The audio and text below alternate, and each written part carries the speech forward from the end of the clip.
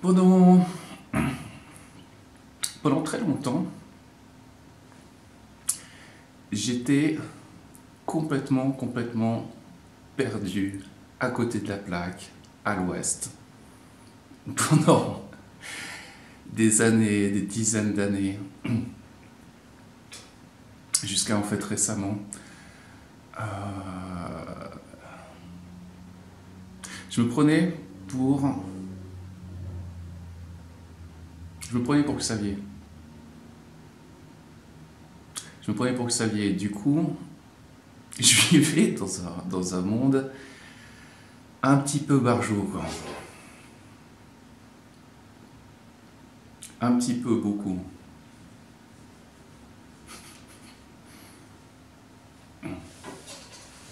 Par exemple, je te donne des exemples concrets. Pendant longtemps, j'avais l'impression d'avoir des expériences de lumière, des très belles expériences de lumière, souvent quand j'étais seul, dans la nature, avec les arbres, les montagnes, les rivières, etc. Et là, c'était super, quoi. L'unité, la lumière partout, je voyais la lumière dans tout, dans les pierres, dans les petites mousses, dans les petites fougères, dans les oiseaux, dans les chamois, les chevreuils, enfin bref, tout. Super bien. Après, je rentrais chez moi. Puis quand j'étais seul le soir chez moi, non, c'était pas tout à fait ça en fait. C'était pas tout à fait ça. Et puis pendant longtemps, je sentais cette dualité quoi, entre les expériences de lumière, puis les expériences ordinaires, puis les expériences vraiment d'émotions négatives, parce qu'il y avait des moments où j'étais vraiment en colère, des moments où j'étais vraiment triste, découragé, je voyais plus aucune solution à rien. Euh, Puis là, je pensais que j'étais normal, hein. Je pensais pas que j'étais profondément débile. Non, parce que je disais à Dieu, tu vois, mon Dieu, c'est bien, c'est super ces expériences de lumière, de clarté, d'unité et tout, mais c'est mélangé avec des trucs qui sont moins intéressants, puis avec des trucs qui sont vraiment glauques, quoi. Par moments, j'étais en colère, par moments, je pétais les plombs, par moments, j'en voulais à la terre entière, par moments, je me sentais complètement prisonnier d'une situation de vie. Et je me croyais assez intelligent, je disais à la vie ou à Dieu, je disais non mais c'est bien, mais ça va pas, c'est comme quand on fait par exemple, je sais pas moi, une recette de cuisine, je sais pas, des crêpes, si les deux tiers des ingrédients, ou même les trois quarts des ingrédients, c'est des très bons ingrédients, c'est des œufs bio, de la farine bio, etc., tout est très bien, mais que je mets, je sais pas, du lait périmé, qui est périmé depuis 2 mois, et puis que j'utilise tout ça pour faire la recette et tout, les crêpes au final, elles seront peut-être pas hyper, hyper bonnes quoi. Et donc je me disais oui, mais je pensais que c'était normal de ce que je disais. Enfin, je pensais que c'était normal par rapport à la situation. Je me disais il y a une situation qui se passe et par rapport à cette situation, moi je décris la situation et voilà. Et puis il y avait toujours une insatisfaction à l'arrière-plan.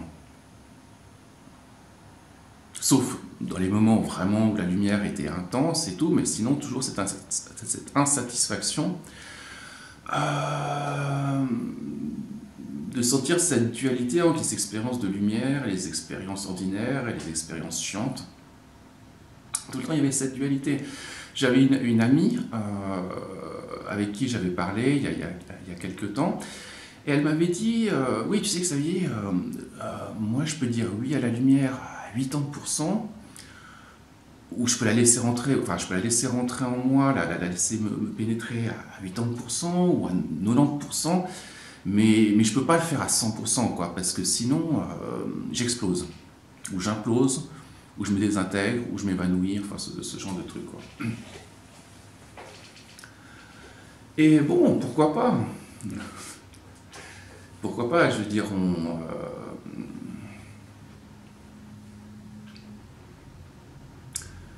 peut dire ces phrases, mais je veux dire, le problème, c'est qu'on ne voit pas du tout, mais alors pas du tout, ce qui se passe quand on dit ce genre de phrases. On est mais complètement, complètement à côté de la plaque, quoi. Quand un gars, il prend du LSD, il va voir, je sais pas moi, un éléphant avec une tête de crocodile qui tournoie autour de, je sais pas, d'une montagne toute rose, ou d'un sapin tout rose. On se dit, le gars, il est complètement fou, quoi. Il a aucune conscience de la réalité. Il a complètement perdu la tête, quoi. Et moi, je pensais que j'étais quand même pas à ce niveau-là. Je me disais, non, non, j'ai quand même... J'ai des défauts, je suis pas parfait et tout, mais je suis pas profondément débile. Je suis pas débile mental à 200%. Enfin, je le pensais pas, quoi. Mais c'est quoi? C'est quoi ce qu'on cherche? C'est la lumière. Hein, c'est ça, les chercheurs spirituels, mon ami, moi, on cherchait la lumière, l'océan de lumière. Okay, et moi, pendant des années, j'avais l'idée, oui, alors ce que je suis, c'est-à-dire Xavier, avec la vie de Xavier, avec l'histoire personnelle qu'il y a derrière, toute l'histoire personnelle du petit Xavier, je vais prendre tout ça, ce gros paquet, puis je vais l'amener à l'océan de lumière, et puis je vais le déposer dans l'océan de lumière, et puis ça va se dissoudre, quoi. Et puis là, ça sera parfait, ça sera nickel. Pourquoi pas? Pourquoi pas? Mais qu'est-ce qu'il y a derrière? Il y a l'idée, quand même, je suis Xavier. Je suis Xavier qui cherche la lumière.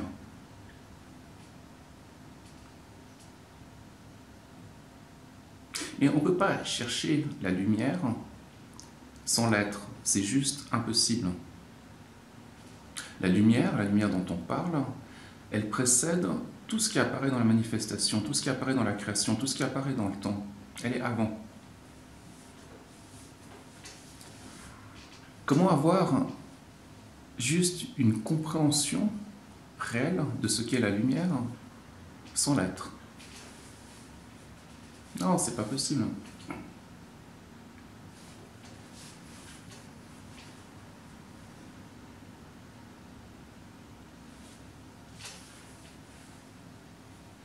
Donc, quand je dis à Dieu, oui, mais j'aimerais tellement, Seigneur Dieu, que tu me donnes les conditions, les circonstances, les bonnes connexions avec les bonnes personnes, pour que je sois tout le temps dans la lumière, pour qu'il n'y ait plus autre chose que la lumière.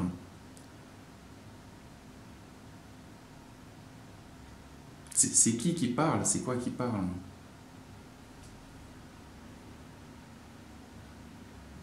Ce qu'on est, c'est cette lumière. Je ne suis pas Xavier.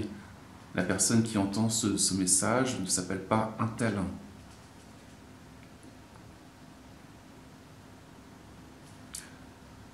Ce que je suis, c'est lumière, avec un L majuscule. Celui qui entend ces paroles, celui ou celle qui entend ces paroles, c'est lumière, avec un L majuscule. C'est heureux, avec un H majuscule. C'est libre, avec un L majuscule.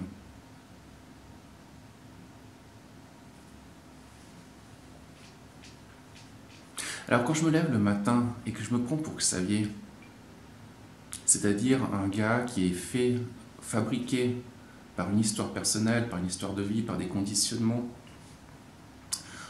si je me prends pour ce paquet de désirs et de peurs, qui s'appelle Xavier,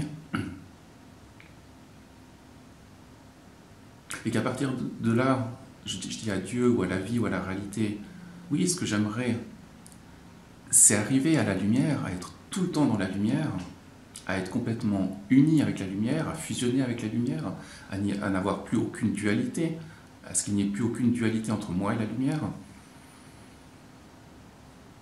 Là, je dis à la réalité, à l'univers, à Dieu, je dis, maintenant, je suis ce que je ne suis pas. Alors, donne-moi les conditions pour arriver pour devenir, pour qu'un jour, enfin, je devienne ce que je suis. Pour qu'enfin, un jour, ce que je ne suis pas se dissolve dans ce que je suis.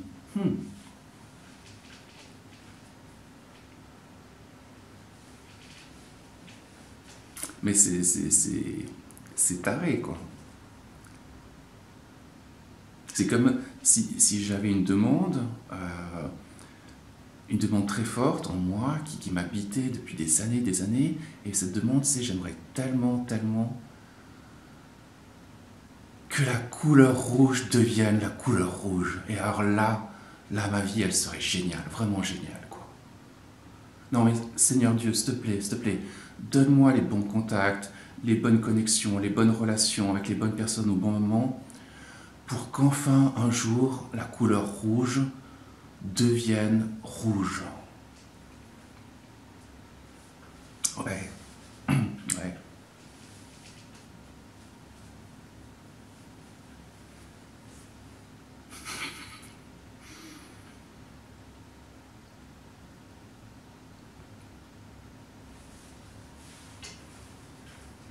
Si on est fou, on se retrouve à vivre dans un monde de fous. Si vous avez l'impression de vivre dans un monde fou, c'est que vous êtes fou. Si vous avez l'impression de vivre dans un monde faux, c'est que vous êtes faux.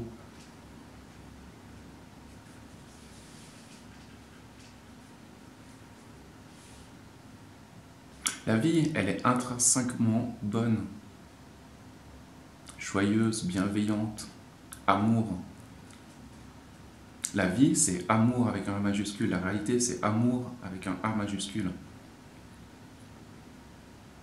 Donc si on fait des expériences d'échec dans différents domaines de notre vie, si on fait l'expérience d'un malaise qui dure, d'un inconfort qui dure, d'une insatisfaction chronique, c'est qu'on se prend pour ce qu'on n'est pas.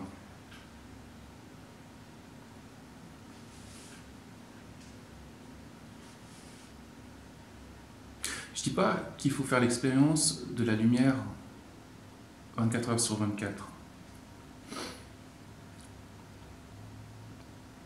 Je dis il faut se prendre pour ce qu'on est et pas pour ce qu'on n'est pas. Si je me prends pour un tel, si je me prends pour Xavier, si je me prends pour le fils du monde, c'est-à-dire la résultante de beaucoup de conditionnements. Si je crois que je suis un paquet de conditionnements, si je crois que je suis un paquet de désirs, un paquet de peurs, un paquet de pensées, un paquet d'émotions,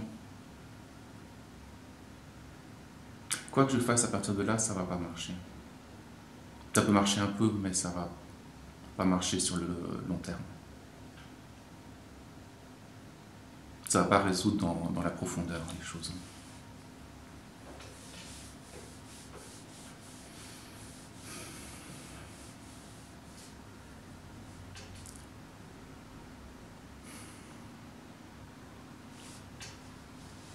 Je ne dis pas qu'il faut faire l'expérience de la lumière 24 heures sur 24, mais si on sait ce qu'on est, si on sait qu'on est cette lumière qui est tout, qui pénètre tout ce qu'on voit, le ciel, la terre, tous les êtres vivants, tous les êtres humains, tous les animaux, toutes les plantes, tous les règnes, cette lumière qui n'a absolument aucune limite, aucune frontière, qui ne peut pas être détruite, qui ne peut pas être abîmée, qui ne peut pas être dégradée, qui ne peut pas être enfermée. Il n'y a plus de stress, il n'y a plus de stress fondamental. Il peut y avoir un petit stress fonctionnel. Si on est dans un embouteillage, si on est bloqué dans l'ascenseur, peut-être qu'il peut y avoir un petit stress momentané qui sera en fait sans doute bénéfique, parce qu'il nous permettra de peut-être de réfléchir plus vite et puis d'avoir une solution à la situation.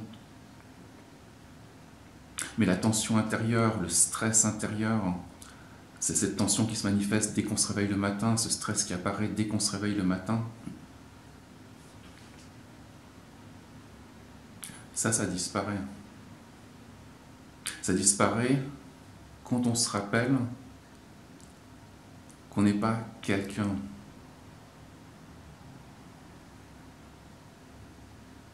On fait l'expérience d'être quelqu'un. Et ça, il n'y a pas de problème. Il n'y a aucun problème avec le fait de faire l'expérience d'être quelqu'un. Avec le fait de faire l'expérience d'être un tel, de faire l'expérience de la vie d'un tel.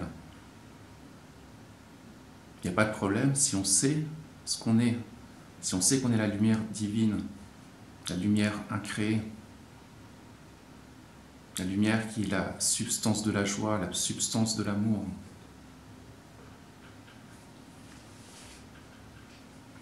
En fait, une fois qu'on a compris ce qu'on est, tout se révèle à partir de là. Par exemple, au moment du commencement de l'univers, qu'est-ce qui s'est passé? Plutôt, qu'est-ce qui se passe maintenant, déjà? Qu'est-ce qui se passe maintenant? Maintenant, il y a la perception d'une situation. Quoi que ce soit que vous soyez en train de vivre, quoi que ce soit, c'est une situation de vie. D'accord? Donc, qu'est-ce qu'il y a maintenant? Il y a la perception d'une situation, la perception de quelque chose, ou la perception de quelqu'un.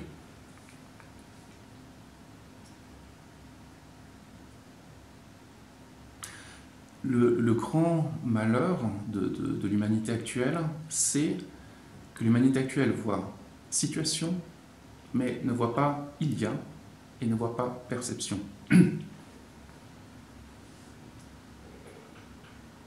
C'est un problème d'oubli, d'amnésie. Au moment où l'univers il a été créé, au moment du Big Bang, c'était il y a environ 15 milliards d'années, qu'est-ce qui s'est passé? Il y avait le sans forme, ce qui est non né, non manifesté, non créé. Ça, c'est il y a. Ensuite, il y a le Big Bang. Le Big Bang, à l'instant zéro, c'est que de la pure lumière, de la pure énergie. Il n'y a rien, il n'y a pas de forme. Il n'y a aucune forme, il n'y a pas de matière.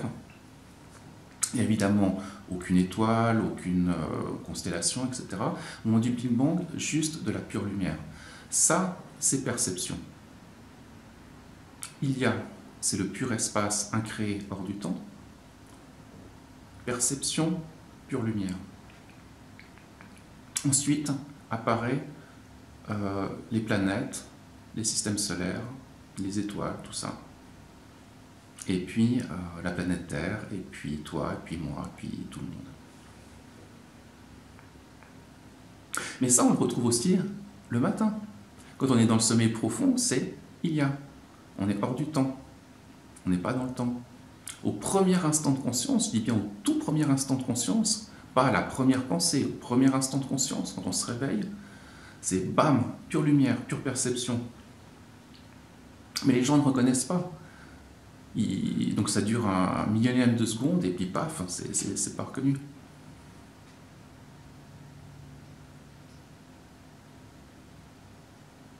Et ensuite, donc je me lève le matin, ça fait...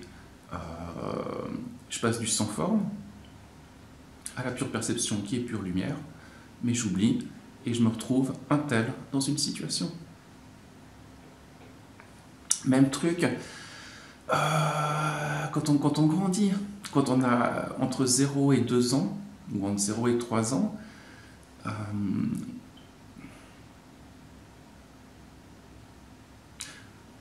on est dans la pure perception, dans la pure lumière.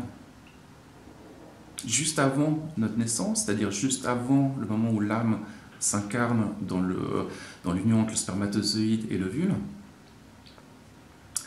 c'est il y a, c'est le pur espace, c'est le sans forme. Entre 0 et 3 ans, pure perception, pure lumière, mais le sans forme est toujours là.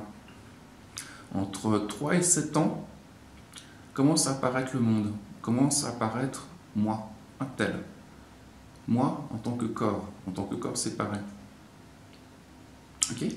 Quand j'arrive à 7 ans, il y a ces trois-là. Et ensuite, qu'est-ce qui se passe ? Eh bien, il y a est oublié, perception est oubliée.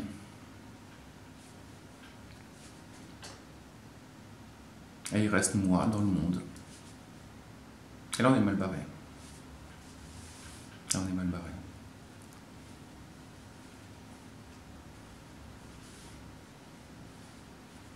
En fait, il y a, c'est le rêveur ultime, le rêveur avec un R majuscule, c'est le grand rêveur. Celui qui a inventé l'idée de la vie, l'idée des formes et des couleurs, l'idée qu'il puisse y avoir des hommes et des femmes. C'est ça. Ça, c'est le rêveur. Après, tout ce qu'on perçoit, que ce soit des expériences de lumière, des expériences neutres, des expériences de colère, des expériences d'ennui, etc., c'est du rêve.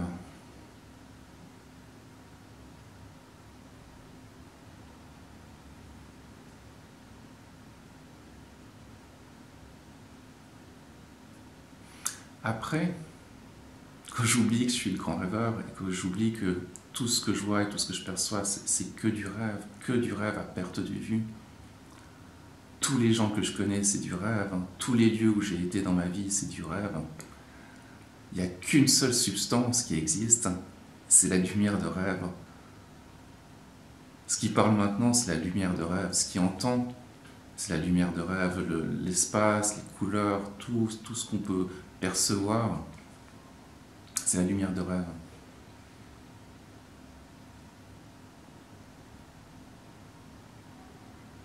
Après, pas de souci. Si on voit des situations, des hommes, des femmes, on peut même avoir du désir, on peut même avoir des émotions, on peut même avoir de la tristesse et tout. Mais si on sait que c'est un rêve, c'est pas un problème.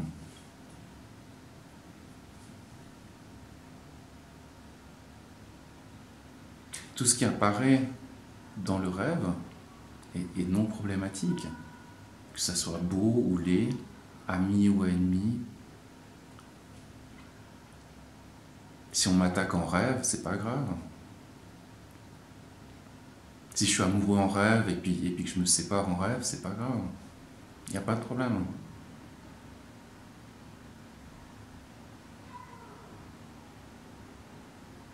Mais le problème, c'est que quand on est dans la salle de cinéma, c'est-à-dire dans l'être, dans le sans-forme, et qu'on regarde l'écran, c'est-à-dire le fil de notre vie, qui est pure lumière, et qu'on ne voit pas où on est, et qu'on ne voit pas la salle de cinéma, et qu'on ne voit pas l'écran, qu'on ne voit pas l'écran en tant que pure lumière, qu'on voit juste les personnages qui apparaissent sur l'écran, qu'est-ce qui se passe? Qu'est-ce qui se passe à ce moment-là?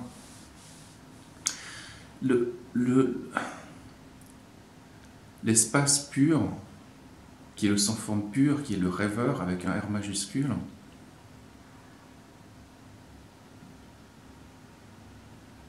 lorsqu'on l'oublie, ça va créer des situations illusoires d'enfermement. Et si on oublie ce qu'est la lumière, si on oublie que tout est de la lumière de rêve, l'attachement va apparaître. L'attachement, c'est quoi? C'est « j'aime ceci ». Par opposition à la version qui dit « j'aime pas ceci ou cela ». Et on se retrouve dans un monde où on court après ceci, et on fuit cela, et on court après cela, et on fuit ceci. Et il n'y a plus de lumière, et il n'y a plus d'espace. Et tout a l'air réel.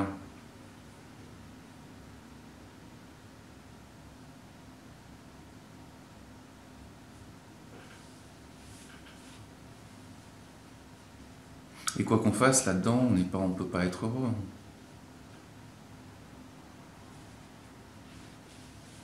Donc on croit qu'on est là-bas, quelque part, sur l'écran.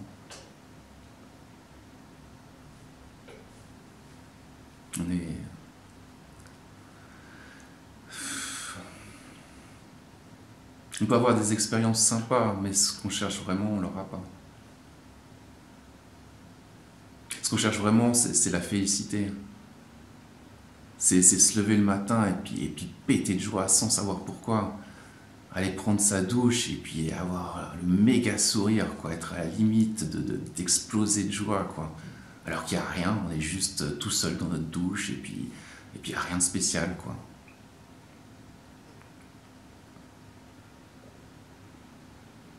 Être dans le métro ou dans le train, puis trouver tout le monde beau.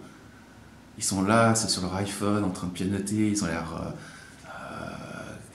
un peu comme des zombies. Et puis quand on a ouvert à l'intérieur, quand ça s'est ouvert, ils ont l'air beaux, quoi. Et puis on les aime, on est là, waouh, waouh. Tous ces gars dans le métro, mais c'est mes frères de lumière, quoi. Je les aime à 2000%, quoi. C'est ça qu'on veut, c'est ça qu'on veut. Être dans un embouteillage et puis être super heureux, quoi. Être coincé dans l'ascenseur et puis péter de joie. C'est ça qu'on veut, c'est pas des médailles, une réussite mondaine, des diplômes, être meilleur que les autres, avoir une super bagnole, une super copine. Non, non, non, non, c'est pas ça.